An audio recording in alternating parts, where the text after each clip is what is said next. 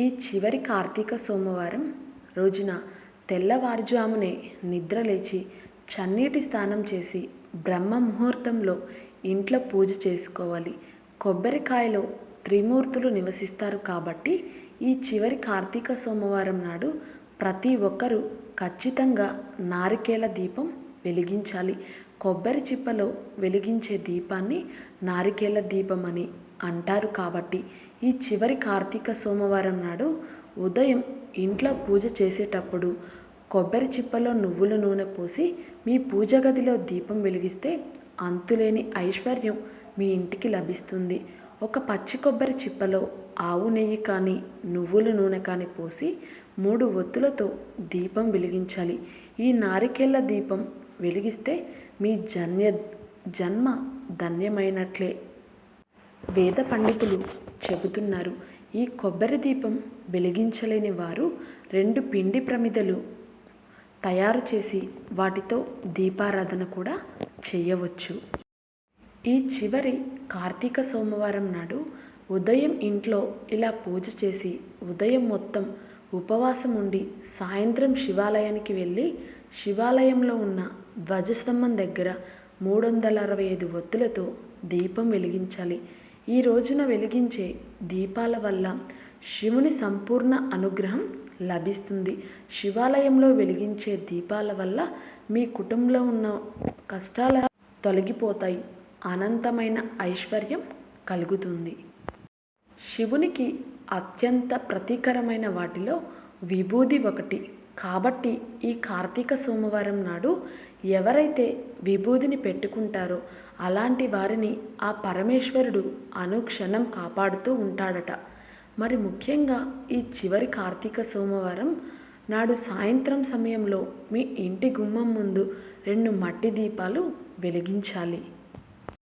ఈ పవిత్రమైన కార్తీక సోమవారం నాడు నంది కొమ్ముల మధ్య నుండి ఆ శివయ్యను దర్శించుకున్న వారికి సర్వ పాపాలు తొలగిపోయి జన్మల అదృష్టాన్ని పొందవచ్చు. మరి ముఖ్యంగా ఈ కార్తీక సోమవారం నాడు శివుడికి బిల్వ పత్రాలు సమర్పిస్తే ఆ శివయ్య సంతోషించి మీరు ఏది కోరుకున్నా సరే అది ఖచ్చితంగా నెరవేరుతుంది. అలాగే గన్నేరు పూలతో శివుడిని పూజించిన వారికి విపరీతమైన ధనలాభం కూడా కలుగుతుంది. ఈ కార్తీక మాసంలో శివుడికి ఎన్ని పూజలు చేసినా శివలింగానికి అభిషేకం చేయకపోతే మీరు చేసే పూజలకు ఫలితం ఉండదు. కాబట్టి ఈ కార్తీక మాసంలో ఒక్కసారైనా సరే శివలింగం మీద చెంబుడు నీళ్లు పోసి శివునికి నమస్కారం చేసుకుంటే ఆ పరమేశ్వరుడు ఎంతో సంతోషిస్తాడు.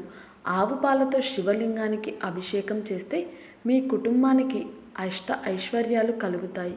మీ సొంతింటి కల త్వరగా నెరవేరాలన్నా ఏదైనా ఒక భూమిని కొనాలన్నా గరికను నీటిలో వేసి ఆ నీటితో శివలింగాన్ని అభిషేకం చేస్తే మీ సొంతింటి కల త్వరగా నెరవేరుతుంది. ఈ చివరి కార్తీక సోమవారం నాడు ఆ పరమేశ్వరుడు 3 దేవతలతో కలిసి శివాలయంలో దర్శనమిస్తాడు. కాబట్టి ఇంతటి పవిత్రమైన కార్తీక సోమవారం నాడు శివాలయంలో ఉండే నంది చెవిలో మీ మనస్సులో కోరికలు చెప్పుకుంటే ఆ కోరికలు తప్పకుండా నెరవేరుతాయి కూడా. దీపం వెలిగించి తులసి చెట్టు ఈ ప్రదక్షిణాలు చేస్తే 3 దేవతల ఆశీర్వాదం లభిస్తుంది. తులసి మొక్కలో లక్ష్మీదేవి కొలువై ఉంటుంది. కాబట్టి డబ్బు సమస్యలతో ఇబ్బంది పడుతున్న వారు ఈ చివరి కార్తీక సోమవారం నాడు తులసి కోట ముందు దీపం వెలిగిస్తే మీ ఇంట్లో లక్ష్మీదేవి తాండవిస్తుంది. జీవితాంతం డబ్బు కష్టాలు లేకుండా ఉంటాయి.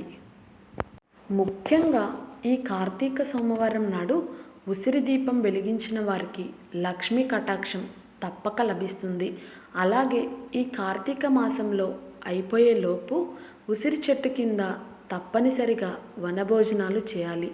ఉసిరి చెట్టులో శ్రీ మహావిష్ణువు కొలువై ఉంటాడు. కాబట్టి ఈ కార్తీక మాసంలో ఉసిరి చెట్ల కింద వనభోజనాలు చేసిన, ఉసిరి చెట్టు కింద దీపం వెలిగించిన శ్రీ మహావిష్ణువు ఆశీర్వాదంతో విలాసవంతమైన జీవితాన్ని పొందుతారు. ఓం నమః శివాయ అనే మంత్రానికి చాలా శక్తి ఉంటుంది కాబట్టి ఈ చివరి కార్తీక సోమవారం నాడు మీ పూజ గది ముందు కూర్చొని ఓం నమ శివాయ అనే మంత్రాన్ని 108 సార్లు జపిస్తే ఆ పరమేశ్వరుడు ఎంతో సంతోషించి కోరినవన్నీ వరాలను ప్రసాదిస్తాడు. శివునికి ఇష్టమైన పూలలో జిల్లెడు పూలు ఒకటి కాబట్టి జిల్లెడు పూలతో శివుడిని పూజిస్తే విపరీతమైన ఐశ్వర్యం సిద్ధిస్తుంది. శివకేశవులకు ఇష్టమైన ఈ కార్తీక సోమవారం నాడు నది స్నానం చేస్తే కోటి జన్మల పుణ్యం లభిస్తుంది. ఈ రోజున నది స్నానం చేయలేని వారు ఇంట్లో స్నానం చేసేటప్పుడు గంగా, గోదావరి, కృష్ణ ఇలా పుణ్యనదుల పేర్లను తలుచుకుంటూ స్నానం చేస్తే నది స్నానం చేసినంత పుణ్య ఫలితం లభిస్తుంది.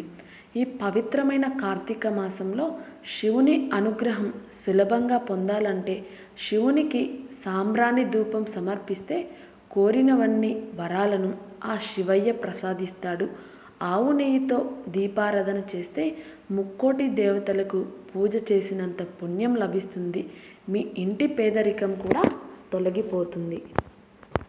మీ మనసులో ఉన్న కోరికలు త్వరగా నెరవేరాలంటే ఈ చివరి కార్తీక సోమవారం ఇంట్లో పూజ చేసేటప్పుడు శివునికి నైవేద్యంగా బెల్లం ముక్క నివేదిస్తే మీరు ఏది కోరుకున్నా సరే అది ఖచ్చితంగా నెరవేరుతుంది. మరికొద్ది రోజుల్లోనే కార్తీక మాసం ముగిసిపోతుంది కాబట్టి ఈ కార్తీక మాసం ముగిసేలోపు కార్తీక పురాణం చదివిన కనీసం విన్నా సరే 7 జన్మల పుణ్యఫలం దక్కుతుందని నమ్మకం. ఈ కార్తీక మాసంలో ఇంట్లో పూజ చేసేటప్పుడు శివ చాలీస పారాయణం చేస్తే మీ కష్టాలన్నీ దూరం అయిపోతాయి. ఈ కార్తీక సోమవారం చేసే దీపారాధన వలన జన్మల పాపాలు తొలగిపోతాయి. కార్తీక సోమవారం చేసే దానాలకు ఎంతో పుణ్య ఫలితం కూడా లభిస్తుంది.